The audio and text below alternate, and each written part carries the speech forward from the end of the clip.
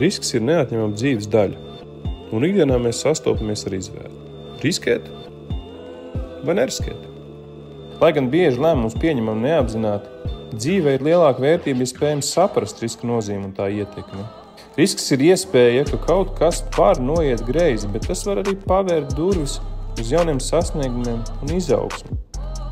Pamatots risks bieži vien ir nepieciešams, lai sasniegtu mērķus, izmantot jaunas iespējas. Piemēram, ja vēlamies uzsākt savu biznesu, vai esam izdomājuši, ka ir īstais laiks pilnībā no visas sirds veltīt sevi sportistu karjerai. Tas prasa risku, un tas var būt biedējoši, bet arī ārkārtīgi atalgojoši, ja viss izdodas pēc plāna.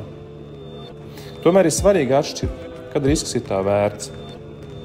Dažreiz meklējot pārmaiņas, varam saskarties ar vilšanos, ja riskējam neapdomīgi. Tāpēc būtiski ir mācīties risku pārvaldīt, izvērtēt tā nozīmi un ietekmi. Mazi riski var sniegt vērtīgas mācības, savukārt lieli mainīt mūsu dzīvi. Tāpēc jāprot izvēlēties gudri.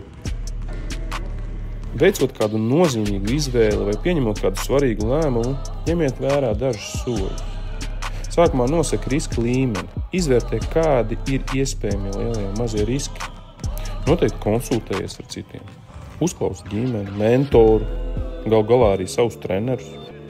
Izveido reālu rīcības plānu, nosaka, kā sasniegt savus mērķus, ieskaitot īstermiņu un ilgtermiņu plānus. Izstrādā scenārijus, kā rīkosies, ja viss noritēs pēc plāna vai ja kaut kas noies greizi. Un kas nav maz svarīgi, uzticies intuīcijai.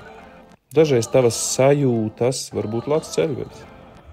Atceries, veiksmīgi cilvēki riskē apdomīgi. Teicienā, kas neriskē, tas nevinē, ir daļa taisnības, taču gudrība ir pārvaldīt šo ceļu. Lai katrs risks kļūtu par soli tuvāk mērķiem.